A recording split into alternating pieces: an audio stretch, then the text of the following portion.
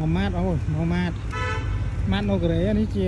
សកម្មភាពដែលខ្ញុំដើរមួយម៉ាតនៅកូរ៉េដើម្បីរកមើលទិញម្ហូបទិញបន្លែទិញសាច់ទិញត្រីអីហើយនៅម៉ាតនេះដែរមានលក់បន្លែត្រីសាច់និងនំនែកទឹកផ្លែឈើភេសជ្ជៈស្រាបៀរជាពិសេសស្រាដបស្រាកំប៉ុងតែម្ដងហើយការលក់ស្រាដបស្រាកំប៉ុងមានតម្លៃធូរថ្លៃជាងនៅស្រុកខ្មែរហើយបងប្អូនចង់ស្គាល់នេះអត់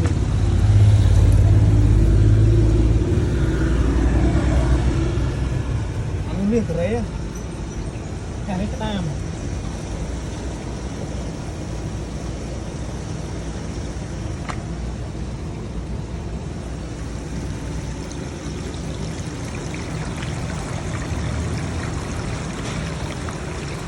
សពគ្រប់នោះអត់ទៅនេះមាន1000 10000មួយគីឡូ10000បងប្អូនពេញចិត្តចង់ពេញហូបវិញយកមក